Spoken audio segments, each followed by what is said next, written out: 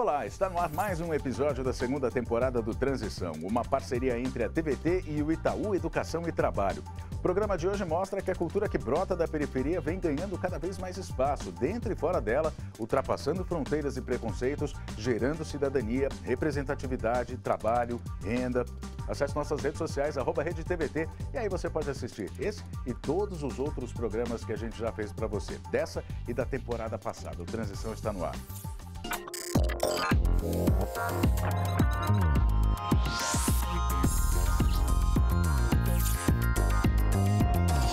Bom, para falar sobre o potencial, a criatividade, a inspiração, a mensagem e todas as possibilidades e desafios da produção cultural periférica, a gente convidou aqui o Carlos Eduardo Fábio, que é secretário de Cultura da CUT São Paulo, muito mais conhecido como Índio. Obrigado por estar aqui com a gente, Índio. Também estão aqui com a gente no estúdio a Suzy Soares e o Robinson de Oliveira Padial, o famoso Binho, esse casal que é referência na produção cultural periférica na Zona Sul de São Paulo. Eles são os fundadores do Sarau do Binho e da Feira Literária da Zona Sul, a Feliz. Sejam bem-vindos aqui. Obrigado por participar, por, enfim, falar sobre cultura hoje aqui no Transição. Muitas vezes sem verba, por muito tempo quase sem política pública, com pouco acesso à mídia corporativa, é assim, longe dos holofotes que borbulha a produção independente periférica, que está tomando conta da cena da criação artística brasileira, conquistando respeito e condições para fazer e colocar em circulação a sua arte. Sem esperar movimentos do grande mercado, esse pessoal se organiza de jeitos próprios e inventivos, criam coletivos, trabalham em rede, dão vez e voz à expressão social, política e estética da periferia. Se manifestam através da música, do teatro, da poesia e por aí vai. E vai longe, cada vez mais longe. Então, para começar, eu queria perguntar para vocês aqui, Índio, Suzy, Binho, só para a gente poder, enfim, desenhar de uma forma bem didática mesmo, para quem está em casa entender qual é a diferença da cultura periférica, essa cultura que se produz nas periferias, tão poderosa, com a cultura que se faz por aí afora, que todo mundo conhece, talvez mercadológica. Qual é a diferença entre as duas, Índio? Bom, boa tarde. Muito obrigado por ter me convidado aqui, estar aqui junto com vocês. Num tema tão interessante, tão importante aí, que é trazer essa cultura periférica aqui para poder ser discutido, né? Bom, ao meu ver, essa diferença que a gente vê é a própria vontade de estar colocando o que é do seu chão, né? Do seu barro, para que possam ver onde já tem uma coisa já meio consagrada, já uma coisa onde já existe uma cultura meio já acostumada, que é essa que a gente já está acostumado a ver nas televisões e tal, e trazer um pouco a realidade dali da periferia para poder ver. A gente vê isso muito na música, nos livros, né? Aí no slam, que você pega muitas dessas culturas e que tentam trazer, tentam desenhar para quem não tem acesso como que é lá na periferia, como que se vive lá na periferia. E é isso que é interessante. Traz um formato diferente para poder atrair esses olhares, né? E desbloquear algumas mentes até de uns conceitos que existem, que tem como ver a cultura da periferia de uma outra forma, né? Suzy? Eu acho que a diferença é o nosso jeito de fazer, né? O nós por nós, que a gente chama, né? Porque mesmo que nós não tenhamos recursos financeiros, a gente vai fazer de alguma forma, com a parceria, com os amigos, com as redes que a gente foi criando há 20 anos que a gente tem esse trabalho. Então, se formou uma rede muito forte, muito consolidada, e que nós temos o nosso jeito de fazer. E o jeito periférico é esse para tudo, né? Então, a gente vê as mães sendo solidárias umas com as outras, faltou um café aqui, um açúcar ali, e elas vão se ajudando e fazendo. E com a cultura no termo de arte é a mesma coisa, né? Então, se um artista está precisando de um apoio, está precisando de alguma coisa, se a gente vai fazer um evento e não tem dinheiro, a gente vai ter a parceria desses amigos, desses artistas que estão com a gente na periferia. Então, é o nosso olhar periférico, o nosso jeito de fazer periférico. Binho? Eu acho que as diferenças são essa coisa da geografia do lugar mesmo, sabe? Do território onde está inserido ali, onde a gente está, né? eu acho que o que a gente faz é local, né? Você vai falar do geladinho, do chup-chup, da pipa, né? Nós temos poetas que vão falar do enquadro. Então você vai falar de várias possibilidades que tem na periferia, que você sofre, né? Dos sofrimentos. E é interessante porque também por exemplo, a gente que faz sarau, né? Tem uma questão geográfica. Alguns bairros estão ali, tocam mais em determinados temas, porque aquilo é mais gritante para eles, né? E já em outro bairro, em outra rua, assim, são situações que já podem ser ditas de uma maneira diferente, dependendo desse sofrimento. Tem um bairro que está precisando mais de habitação, é mais precário, está mais ali, né? Aí outro bairro que já, mesmo sendo, porque a periferia é múltipla, né? Não é uma coisa só, você encaixar a periferia num... Então, e as demandas são muitas também, né? Como você disse, cada região, cada território tem ali a sua necessidade ou sua especificidade que se traduz, né? Que vai para a cultura, enfim, que é usada como tema para se fazer cultura, não é, Binho? Sim, sim. Então, eu acho que essa especificidade que você falou é importante, porque cada um, o território ali, cada um, ele vai reagir de forma diferente, né? Como eu falei dos enquadros, tem bairros que são mais violentos, então ali é mais gritante. Só desculpa, quando você fala em quadro, é a opressão, a repressão policial violenta com os jovens de periferia. Sim, é disso mesmo, né? São os enquadros, a gente chama de enquadro, né? E as abordagens policiais, né? Então, isso também é gritante na poesia, na fala, nas músicas, né? Então, realmente, essa cultura, ela dita isso. Então, as necessidades dos lugares vão dizer, né? Seja na música, né? Na poesia, né? Nos saraus, nos slams. Então, cada um ali tem o seu jeito de fazer.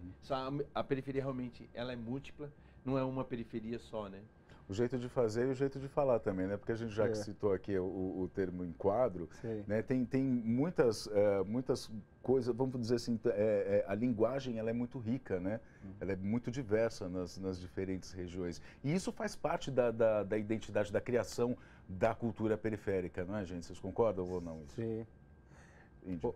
Não, e você chega, vamos dizer assim, quando você instrumentaliza, você dá a possibilidade para poder desenvolver a sua cultura, você chega a ver com que, vamos dizer assim, com que se dá na mão para poder desenvolver, se dá condições de eu chegar a criar um curta-metragem que seja num celular, que poder elaborar um livro, que tenha um incentivo da escola, ou alguém que vai lá possa dar um incentivo, que nem vocês que chegam, faz essa valorização, você vê que sai uma criatividade com o perfil da periferia, que é diferente do que você veria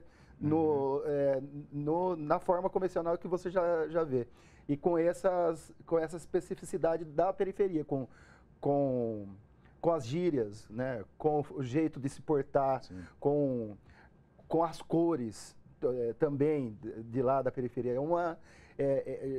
É ali que você enxerga através a realidade do que acontece mesmo lá. E eu estou citando isso porque a linguagem, eu acho que é o termo mais, é o elemento mais importante, né, de qualquer forma que se faça de arte. E quando a gente está falando de periferia, de toda essa diversidade, mais do que diversidade, é uma riqueza que inclusive é de conhecimento, né? Quando, por exemplo, você fala em gíria ou em termos específicos, é a forma das periferias, dessas pessoas expressarem aquilo que elas sentem, o que elas precisam, para colocar, enfim, botar voz para o mundo mesmo, para dizer, né, enfim, o que elas precisam, né? O que elas querem, quem elas são, não é isso, Binho?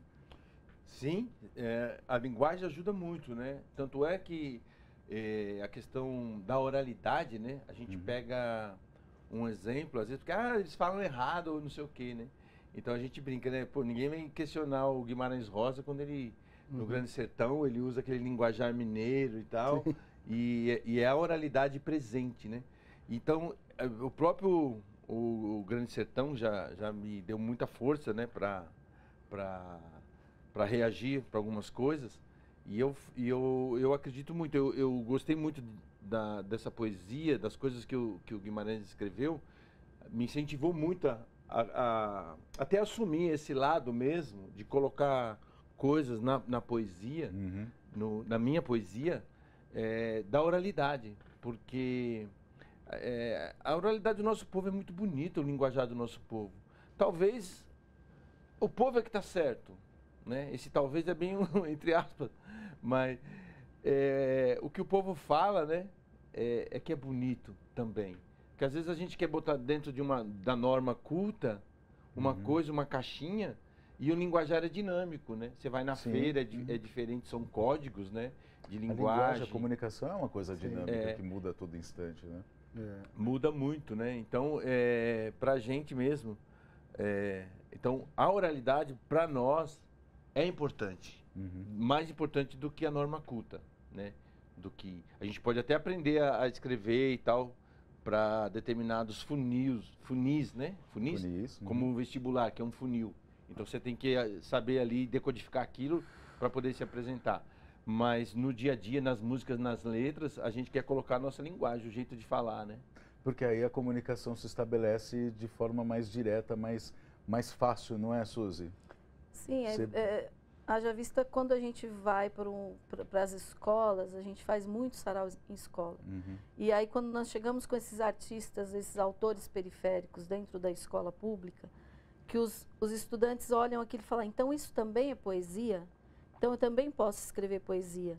Né? Então ele se identifica com aquela linguagem, né? Ele encontra aquele autor na viela, na quebrada, no escadão, ele fala, cara, esse cara mora no meu bairro e ele tem um livro de poesia publicado. Então ele também vê a possibilidade de um dia ele escrever um livro, ele se interessa mais pela leitura, porque aquilo tem mais a ver com a vivência dele na periferia, do que muitos autores que eles recebem os livros nas escolas, autores consagrados, autores mortos. Então muitos estudantes falam, nossa, mas você escreve um livro, você está vivo ainda? Né? Então, porque eles estão acostumados a conhecer autores mortos. Então eles se identificam com aquela linguagem, com aquela oralidade, e aí ele passa a ter mais interesse pela leitura, pela escrita, e ele passa a querer fazer um sarau na escola, um slam, e vai ter uma vida mais ativa na escola. Muitas vezes a gente vai e faz um sarau e vem aquele aluno que é lá do fundão da sala de aula e que todo mundo só conhece ele como aquele que causa na escola, e ele tem um talento que ninguém conhece. E aí ele se apresenta no sarau e aí os professores falam, nossa, eu não sabia que ele fazia isso. Porque ele nunca tinha tido, talvez, a oportunidade de mostrar esse talento. O incentivo também, exatamente. Né? Nunca e aí ele passa a ser visto na escola de uma outra forma, né? Então, ele vai mostrar esse talento e ele vai deixar de ser aquele menino que quer um problema na escola para também ser um artista da escola. Porque isso, eu vejo da seguinte maneira, você cria conexões, né? Entre as pessoas, e das pessoas com a arte, com a cultura. E mais do que isso, aquelas pessoas com quem você cria essas conexões, elas acabam tendo um sentimento de pertencer mesmo, né? De pertencimento, de identidade. A gente está falando de cultura, a cultura periférica, a arte que se faz na periferia, como uma forma de democratizar a cultura e a arte, ou não? Porque... Ou com um grande potencial né? Sim, porque... esses, por exemplo, os estudantes, né, eles às vezes não têm a oportunidade de estar em outros espaços, de atravessar a ponte para ir ver teatro ou shows ou qualquer outra atividade artística para além da ponte, né? E quando a gente chega na escola, às vezes a gente vê algumas matérias falar, o pessoal está levando arte e cultura para as escolas e para a periferia. A gente não está levando nada. A periferia é muito rica de arte e cultura, a gente só quer discutir, conversar e trocar essa arte, essa cultura.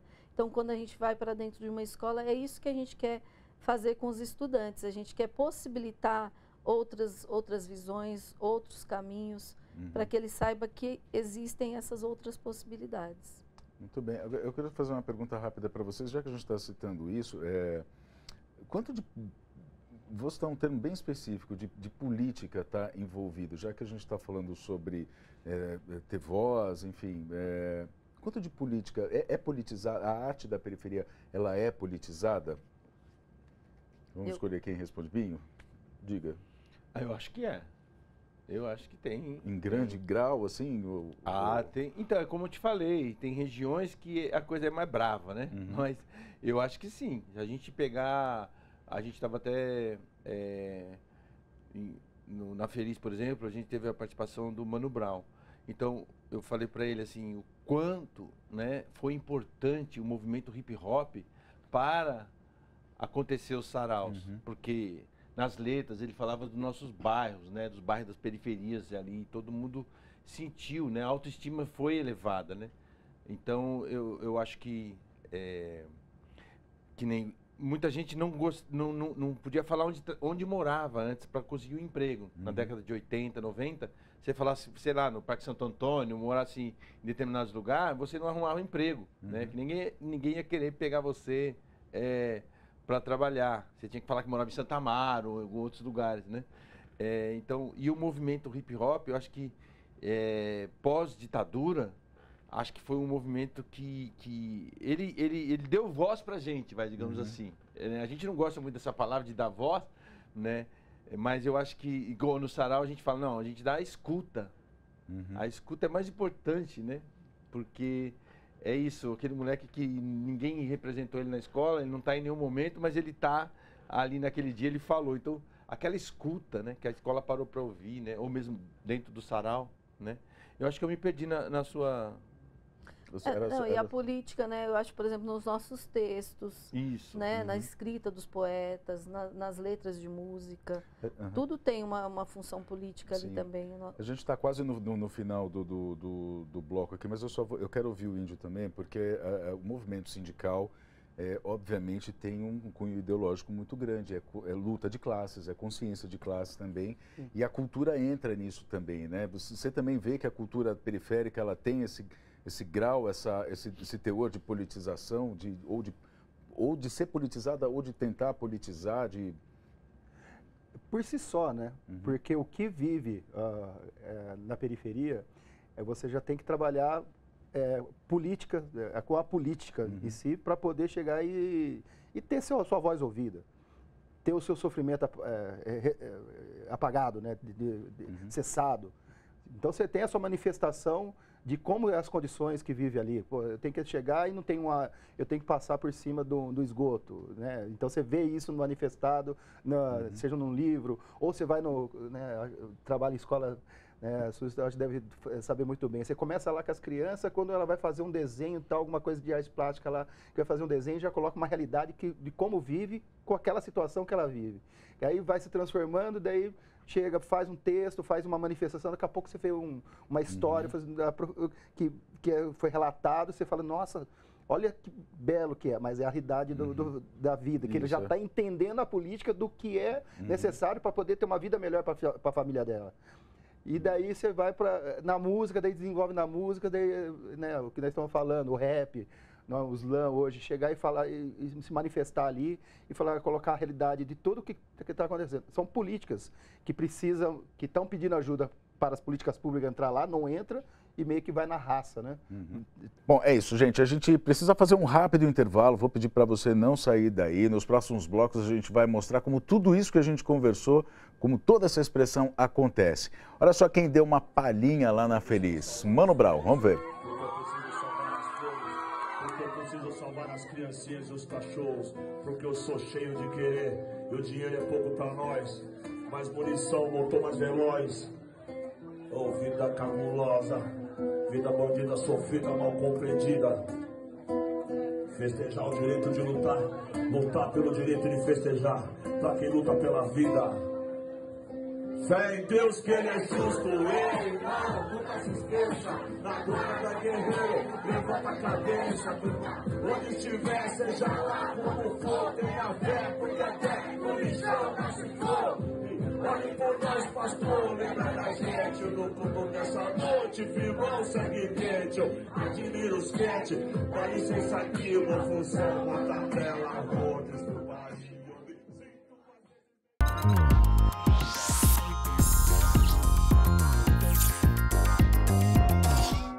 E a gente já está de volta para falar sobre cultura como acesso à cidadania, trabalho e renda. Para essa conversa estão aqui com a gente o Índio, que é secretário de Cultura da CUT São Paulo, e o Binho e a Suzy Soares, do Sarau do Binho, representando a Feira Literária da Zona Sul da capital paulista, a Feliz.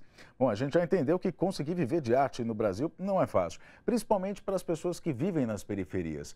Para entender como escritoras e escritores dessas regiões conseguem viver de literatura, a nossa reportagem, o Bruno Mascarenhas, na verdade, visitou a 9ª Feira Literária da Zona Sul da capital paulista, a Feliz, que foi realizada em setembro. É bom lembrar que a Feliz vai muito além de livros e palestras sobre literatura. A Feliz é um importantíssimo acontecimento cultural da periferia da Zona Sul de São Paulo, onde toda a arte é bem-vinda. Vamos ver.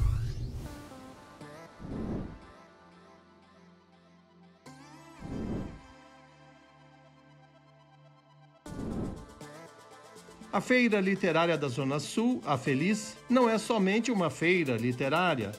É uma oportunidade para que diferentes linguagens artísticas se reúnam em um único evento cultural na periferia da Zona Sul de São Paulo. Literatura, teatro, dança, música, rap, grafite. O poeta Binho, um dos criadores da Feliz, diz que uma andorinha só não faz verão, mas ela pode acordar o bando todo. E a ideia é essa, acordar as andorinhas ao lado, formar bandos, construir um universo cultural. No encerramento da 9ª Feliz, a Praça do Campo Limpo foi tomada por arte e artistas. Fazer a festa integrada à vida. Então, todas as linguagens estão comparecendo. Manchando de vermelho, nosso verde e amarelo. Tubarão do Lixo começou a trajetória artística ressignificando objetos que encontrava no lixo, na periferia de Santos, no litoral paulista. Respeito e atenção. A gente consegue se manter devido à articulação, essa rede de coletivos, né, que aqui na Zona Sul, né, e em outras áreas também, a gente consegue sobreviver através dessa rede que acaba nos contratando, acaba nos envolvendo nos eventos. Então é uma garimpada, né? A gente vive garimpando aí eventos e tal.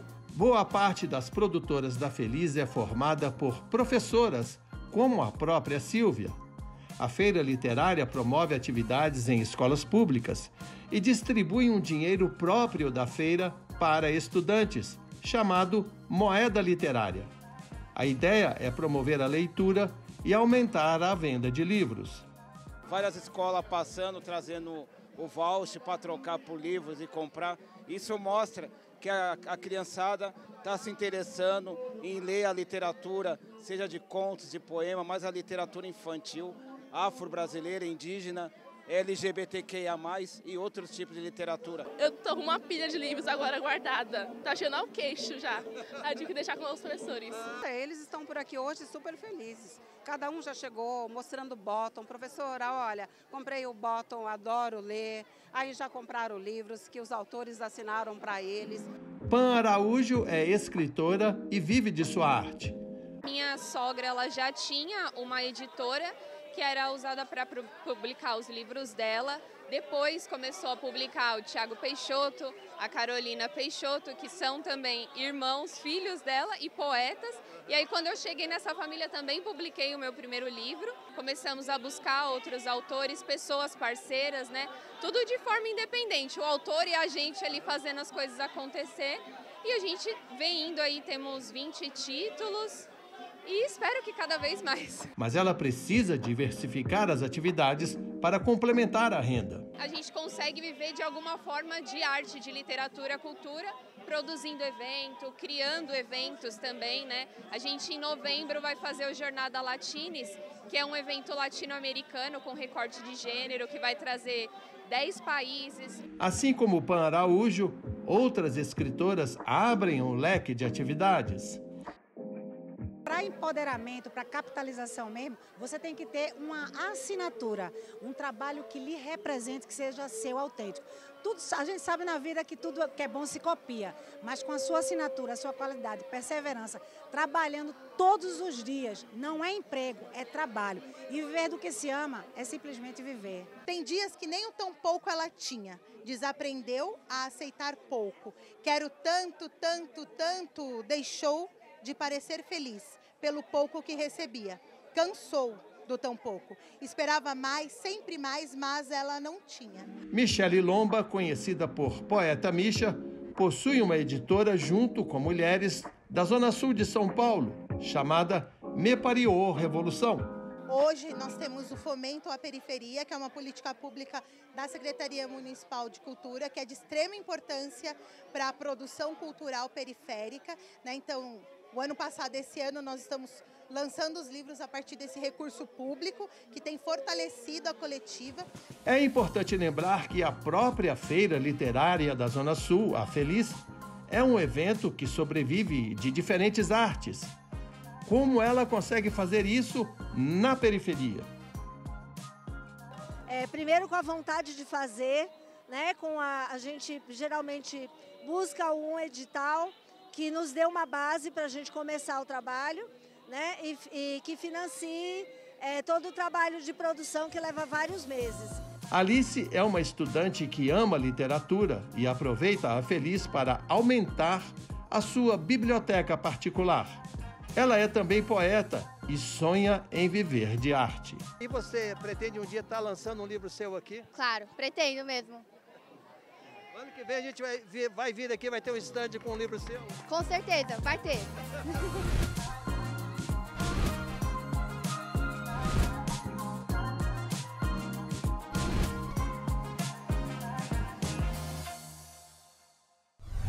Bom, muito bem, a gente viu aqui pela reportagem do Bruno Mascarenhas que falou muito sobre geração de renda, de trabalho, né? Eu queria que vocês contassem, aliás tem até a questão de edital, né?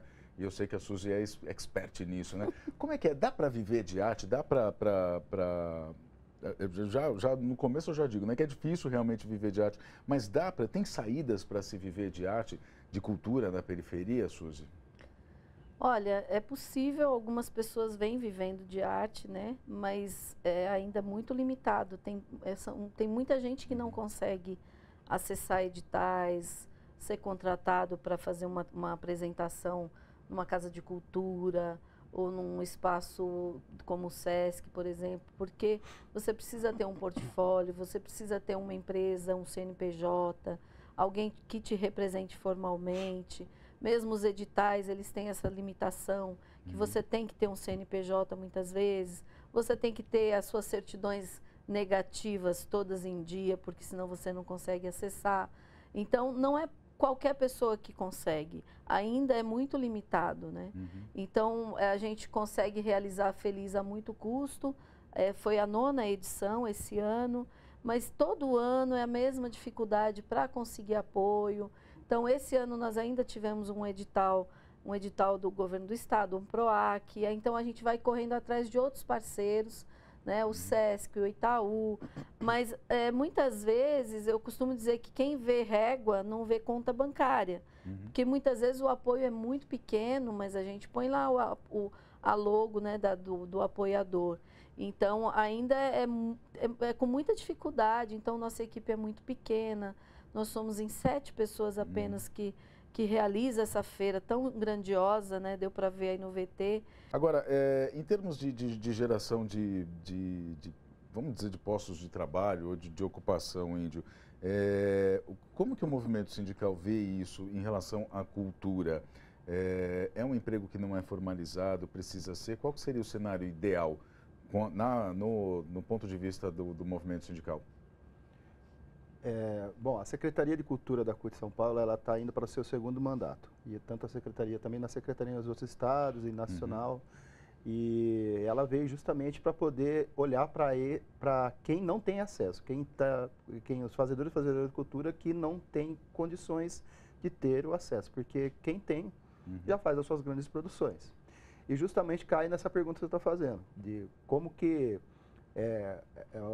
nós, o Movimento Sindical, a CUT, a Secretaria de Cultura, poder facilitar. É sim fazendo a luta junto com eles para poder chegar, que chegue os recursos, que sejam abertos os editais, que tenha possibilidade. Nós estamos vivendo um momento agora no estado de São Paulo, que tem a Lei Paulo Gustavo, onde estamos fazendo uma batalha para que não seja só os NPJs atendidos, seja atendido também as pessoas físicas que, como estão falando aqui, que na periferia, a maioria não tem CNPJ, gente.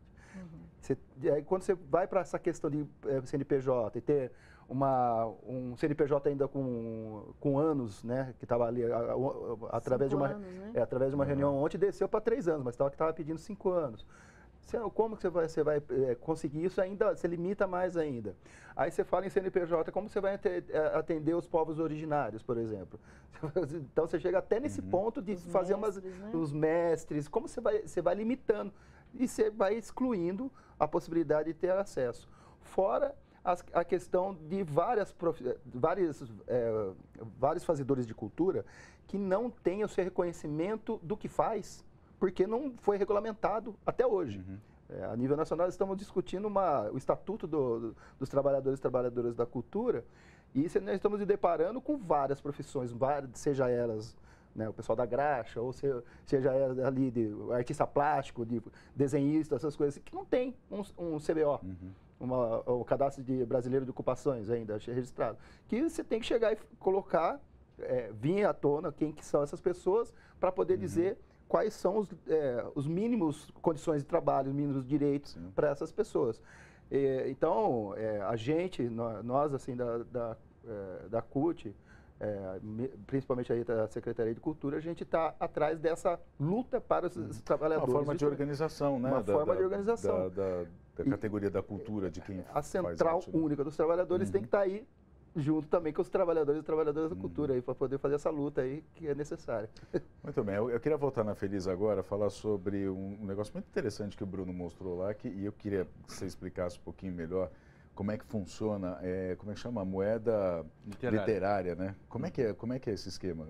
Bom, a moeda literária a gente lançou em edições anteriores, né? A ideia era que a gente distribuísse para as escolas, algumas escolas, né, que vem na Feliz. Essa Feliz, por exemplo, nós circulamos uma semana antes em vários no território, em vários pontos culturais, em escolas, bibliotecas, SESC, que mais? Casa de Cultura, né, os CELS. Então a gente circula pelo território até culminar na feira que foi realizada no sábado, né? Então algumas escolas nós tivemos foram quantas escolas? 17 ônibus com escolas. 17 ônibus. E para cada escola a gente deu os vouchers, essa moeda literária. Então a criança ou o professor chega lá no dia, recebe isso para poder gastar e comprar os livros. Troca por um livro e tal. E para realizar isso a gente fez uma vaquinha esse ano, né? Para arrecadar. A gente arrecadou quase, entre um apoio, né, da Fundação Tito Setúbal e a vaquinha, deu quase 10 mil reais. Deu uns 12 mil reais. 12 mil reais, mais ou menos. E aí a gente tentou distribuir isso para as escolas. Então é muito legal, como a gente mostrou ali, ver, né, da criança chegar e poder gastar e comprar o seu livro. Né? Isso daí para a gente é muito importante, né? Tanto para valorização para as editoras, que também, quem está ali expondo o seu livro e tal, e como para o aluno, de poder adquirir ali o livro que ele quer. Né? Então, essa é a moeda. Por falar em livro, Binho, eu vi que você trouxe 3 livros aí, eu queria que você mostrasse o que é que você trouxe. Não, esse livro aqui é o Postesia. Pedi para você mostrar para aquela câmera ali, olha, para o Brian. Até o Alex, isso aqui foi lançado em 99. É seu mesmo? Esse é o meu livro, né? E eu lancei em 99, mas em 97 a gente circulou com a Postesia, que era colocar as placas, né, nas ruas, né? A gente retirou as placas de eleições anteriores dos políticos e guardamos elas e renovamos elas, depois pintava e colocava poesia e devolvia pro poste, né? Então a gente começou em 97. Aí depois o pessoal falou, pô, por que você não lança um livro? Mas era muito difícil, gente, 99 não é igual hoje não, né? Tem o quê? 24 anos isso, mas... Para lançar um livro era muito trabalho, gente. Era muito difícil. A gente vendeu uma linha telefônica. Na época a gente vendia-se linha telefônica. Nós vendemos uma linha telefônica e um amigo meu de Campinas, o João, que tinha uma gráfica, editou. Essa aqui foi a segunda edição, não é a primeira edição. E a gente lançou esse livro no dia 14 de março. Posso dar uma olhada aqui? Deixa eu que ver. foi o dia da poesia. É o dia da poesia, considerado o dia da poesia. E sem saber, calhou. Você vê como a coisa já estava tão conectado com a coisa. E lançamos esse livro aí, o Postesia. Depois que escrevo, esse sentimento me abandona. Peço a Deus que nenhum poema me desista. Bonito isso. Gostou? Maravilha. Agora, tem outros dois ali que você trouxe também, né? Esse daqui, ó, do Sarau do Binho, que a gente lançou também, 2015. 2015. Esse livro foi adquirido pela Secretaria Municipal de Educação no ano passado para as bibliotecas das escolas, né? Foi uma única vez que a gente conseguiu vender aí para a Secretaria. A gente tenta furar a bolha, né? Tá chegando nas escolas, nas bibliotecas e tal. Então esse livro tem poesia de alunos das escolas e dos poetas do Sarau do Binho também. Muito bem. Aí rapidamente só o outro lá. Esse aqui é o Asterqueta, que eu lancei agora o ano passado, né? Que foi um livro mais de colorir e com poesias. Foi durante a pandemia, então a gente ficou meio trancado, deu tempo de colorir e tal. Ele é um livro todo coloridão e tal. Nossa, que bacana. Não sei se vai dar. Só vou mostrar mais alguma coisa que sair aqui. Então, esses eram os nossos... Maravilha. Um livro cheio de coisas bonitas. Sim, assim, daqui a pouquinho eu vou pedir o endereço de vocês na internet. Endereço na internet é uma coisa também nova, né? Assim, vou pedir enfim, como é que a gente encontra vocês, mas a gente vai fazer isso depois do intervalo. Eu quero que você fique aí, porque a gente vai voltar a falar sobre cultura periférica aqui no Transição. A gente volta já.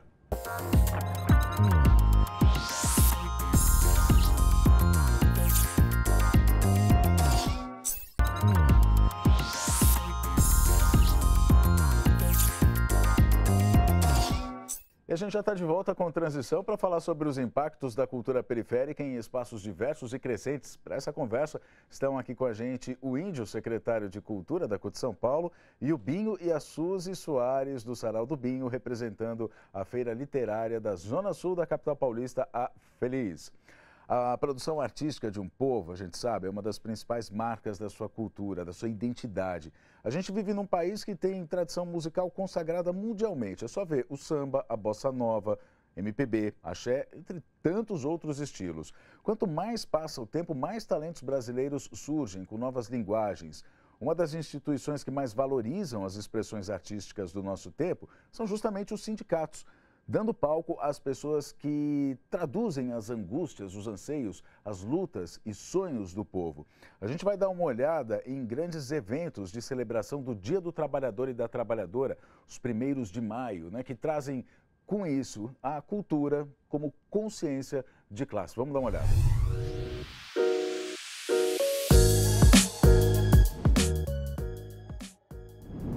Os sindicatos têm a tradição de levar cultura e lazer não somente para suas categorias, seus associados. Não existe democracia plena sem sindicatos. Isso é fácil de perceber ao testemunharmos tantas oportunidades de acesso a diferentes manifestações artísticas, como no 1º de maio promovido pelo Sindicato dos Metalúrgicos de Sorocaba em 2023, uma mistura de arte e posicionamento político. Entre os artistas está Marco Fera, um multiartista que, além de ator, comunicador e produtor musical, mostrou que também sabe compor e cantar muito bem.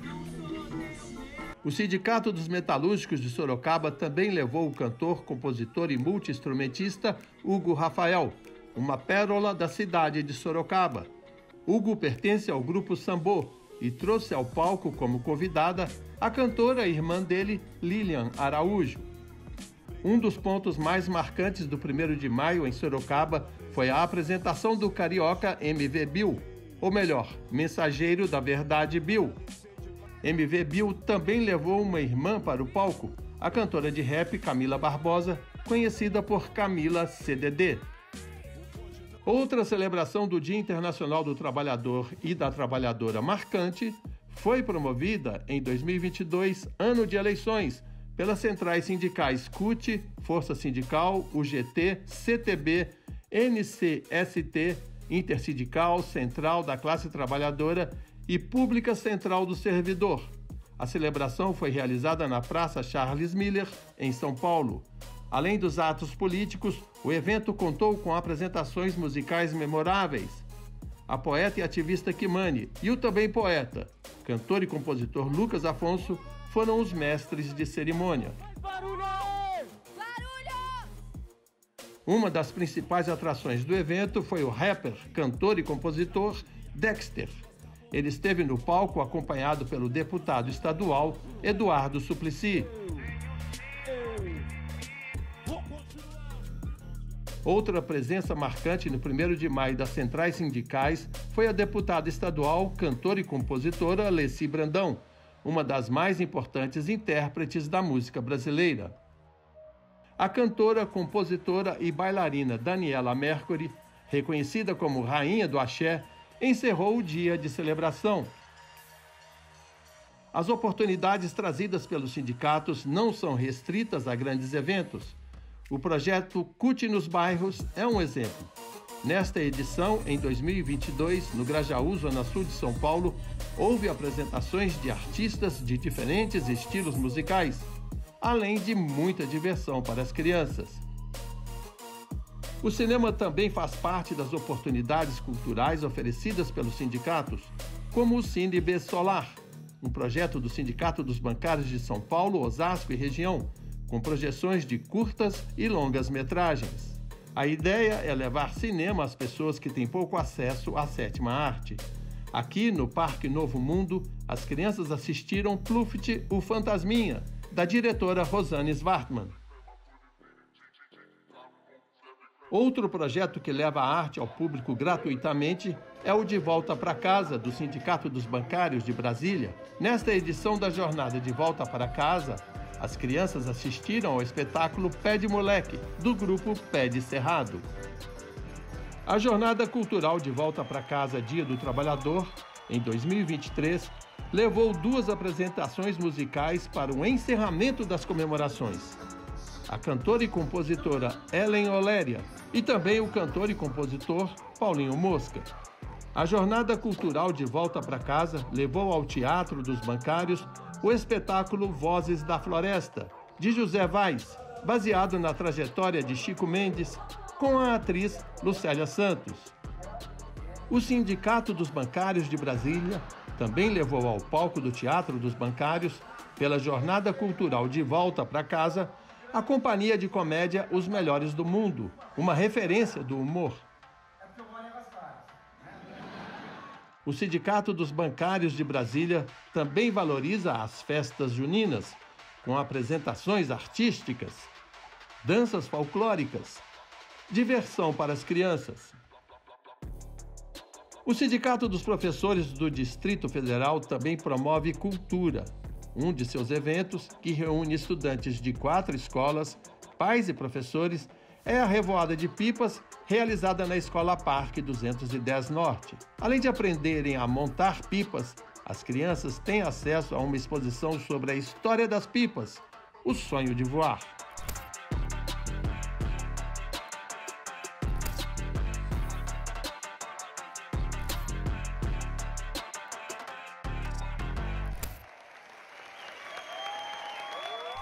Muito bem, e aí a gente volta naquilo que a gente estava conversando, né, Índio, lá no primeiro bloco, que é o papel dos sindicatos, né, na representação desses trabalhadores e principalmente na promoção da cultura. É papel do sindicato também, enquanto formador de consciência de classe, levar a cultura para as pessoas e também promover cultura, principalmente nas periferias. É isso, Índio.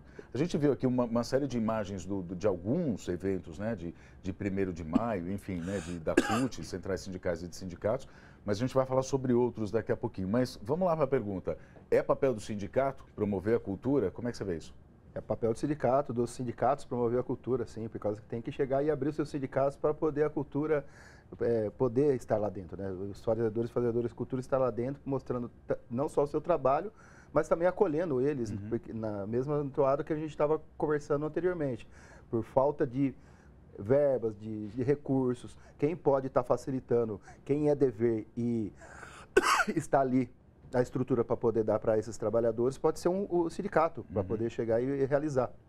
Que além de promover o artista da cidade, da região, né, ele também leva a cultura para os trabalhadores associados do sindicato, para dentro das fábricas, das empresas, de todos os locais de trabalho.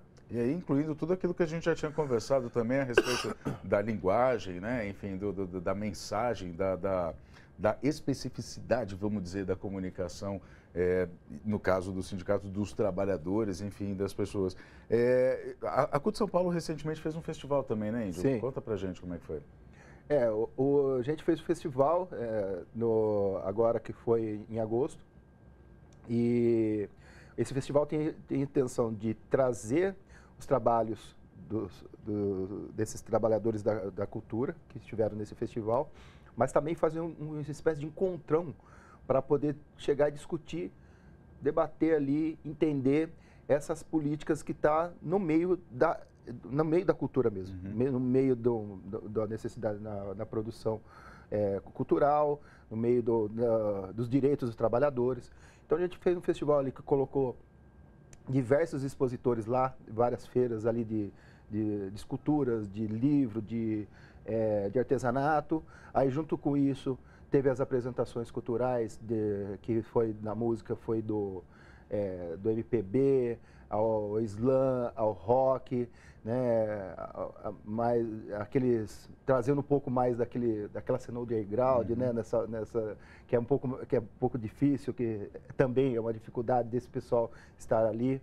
E junto com isso também trazer um pouco da história no meio, que trouxe um pouco da história do nosso povo negro, né, que é aqui no Brasil, dos povos originários. Além disso, nós tivemos as rodas de conversa, de bate-papo, que abordamos esses temas aí, dos povos originários, do MST, e também os direitos dos trabalhadores e trabalhadora da cultura, que tivemos aí a participação do ANTE e um representante do Ministério da Cultura, que para poder fazer um debate, fala assim, como que nesse momento, que está tendo fomentos, diversos fomentos, como que aqui na base, como que podemos fazer, e principalmente a CUT, poder ajudar para que não aqueles lobos com pele de cordeiro peguem esses recursos e peguem para eles e não distribuam para quem tem necessidade. Então nós fizemos esse debate e tivemos também uma boa culinária, que o MST e os povos originários chegaram e colocaram lá também a culinária. Então foi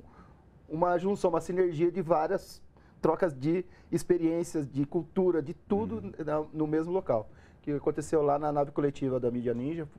Agradecer novamente a eles que nos forneceram espaço e chegaram, e nós conseguimos possibilitar esse festival naquele dia. Aí no dia 26 de agosto, a gente pode considerar uma extensão desse festival, porque assim, teve atrações do festival que foram participados da festa dos 40 anos, da comemoração dos 40 anos da CUT, que foi realizado lá na Praia Grande. Aí teve show do Ira, teve também a galera do Slam, que, enfim, arrebentou lá, apesar de muita chuva e muito frio, ao contrário desses dias, né, que vocês estão vendo aqui todo mundo de bermuda, é porque a gente está nessa onda de calor terrível, né? Enfim, ninguém aguenta, só eu que estou aguentando aqui de calça, mesmo com ar-condicionado. Mas, voltando, enfim, estava frio, chovendo, mas mesmo assim o pessoal do Slam foi lá, né? A gente da capital paulista desceu para o litoral para se apresentar, pessoas da periferia, ou seja, foi a cultura periférica que foi participar de um grande evento, a comemoração dos 40 anos da CUT. Foi uma extensão do festival, pode-se dizer que sim ou não? Pode-se dizer que sim. Teve as feirinhas, lá também teve a feira do MST, teve as exposições, né? Teve grafite, teve diversas também intervenções culturais lá. Queria voltar um pouquinho na Feliz, aliás eu vou pedir para colocar aqui como é que se escreve Feliz, porque se escreve com ZS no final, justamente de Zona Sul, tá? Então, só para você aí de casa saber como é que se escreve o nome correto da feira literária, é Feliz, deve estar aparecendo aí, né? Suzy, você estava dizendo que a Feliz, ela abriu o caminho para a abertura de outros eventos, é isso? A partir da iniciativa da Feliz, surgiram muitas outras feiras literárias nas periferias de São Paulo. Então, muitas vão acontecer agora no mês de outubro e novembro. Não vou lembrar o nome de todas, vou mencionar aqui a Flipenha, a Flino, Felino, Flicanga. Então, as feiras estão espalhadas aí pelas periferias. Eu acredito que a Feliz, não é que abriu as portas, né? Mostrou a possibilidade da realização desses eventos. Uma referência, né? Uma referência. Então, eu também, muitos deles que estão organizando essas feiras, eles entram em contato com a gente e pedem sugestões, dicas de como acessar editais, acessar verbas da Secretaria Municipal de Cultura. E isso é o que a gente estava dizendo no começo do programa, de articulação de rede entre as próprias pessoas que se ajudam, né? Porque para acessar esses recursos, por exemplo, da Secretaria Municipal de Cultura, não é fácil. Então, para quem está começando, tem um caminho ali das burocracias ali que às vezes a pessoa desiste porque é muito difícil. Então, a gente está aí também para ajudar nesse sentido. Binho, como é que a gente te acha nas redes sociais? Onde você está lá? @o quê? Sarau do Binho. Sarau do Binho. Procura Sarau do Binho que vai achar, né? Vai no Google e acha as redes ou vai numa rede específica já que é mais legal? Instagram e Facebook, né? Telegram. O Binho não tem redes sociais, ele vê as minhas redes sociais. Agora, aproveitando a pergunta, a pergunta que eu fiz, Sarau do Binho, então, nas redes sociais. As redes sociais, a internet é um bom caminho para se divulgar a cultura da periferia, gente? Sim. É o caminho, né? Porque hoje, se você não está nas redes sociais, você não fica sabendo dos eventos que vão acontecer. Antigamente, você ligava para as pessoas e falava, vamos em tal festa. Hoje, você não liga mais. Se a pessoa não vê lá no Instagram, no Facebook, ela não vai. Entendeu? Mais do que isso, às vezes a pessoa não recebe a notificação de que vai ter certo evento. Hoje em dia as coisas estão assim, né? Exatamente. A gente está ficando cada vez mais preguiçoso, né? É importante. Eu também, as redes sociais cansam, mas tem vezes que eu saio um pouco, falo, vou desconectar. Aí depois eu tenho que divulgar nosso trabalho, aí eu volto de novo. Então, não de vez em quando, assim, dá vontade, só fazendo uma parte aqui, de vez em quando dá vontade de abandonar tudo mesmo. Né? Chegar e falar assim, vou andar de bicicleta e não vou mais ver rede social nem nada. Que gera uma ansiedade, né? Mas aí, assim, como a nossa sociedade hoje em dia, ela está muito baseada nas redes sociais, todas as relações que a gente tem dependem disso, por isso até perguntei se é importante a rede social como uma forma de divulgação. Questão do trabalho, por exemplo, o Índio é secretário de Cultura da CUT São Paulo. Para quem não sabe, eu trabalho na CUT Nacional também, e às vezes a gente ficar sem rede social lá, a gente simplesmente não trabalha, né? Índio, para achar você na rede social, é CUT São Paulo, é o teu pessoal, dá aí o teu endereço. No meu pessoal, porque ainda a gente não tem uma... É como disse, a comunicação da CUT, então a comunicação da CUT que é a rede, mas a gente, eu acabo difundindo bastante meus trabalhos, o que eu faço dentro do meu social, que no Instagram eu estou como Índio Fábio 2. E tudo junto, sem tracinho, sem nada. Índio Fábio 2. Isso, e no Facebook eu estou como Índio Fábio. Índio Fábio. Então, Índio Fábio no Facebook, teoricamente o 1, você não põe um. Índio Fábio no Facebook. Isso. E Índio Fábio 2 no Instagram, né? Primeira e segunda rede social. Gente, eu queria agradecer demais a participação. CUT São Paulo, para poder ficar sabendo de todas as atividades. CUT SP, né? CUT SP, isso. CUT SP. Aí você também tem todas as atividades, todas as matérias, tudo que a gente faz, né, dessas atividades a gente coloca lá. Bom, então o site da CUT São Paulo, sp.cut.org.br. Gente, queria agradecer, Índio, Suzy, Binho, foi demais essa conversa, foi muito legal, foi muito bacana. Você que está em casa acompanhou essa conversa, se você quiser assistir esse programa, já que a gente está falando de rede social, @RedeTVT, vai lá que você vai ver esse e outros programas que a gente já fez aqui no Transição sobre diversos assuntos, inclusive também sobre arte e cultura. A gente se fala na próxima semana em mais um Transição. Até lá.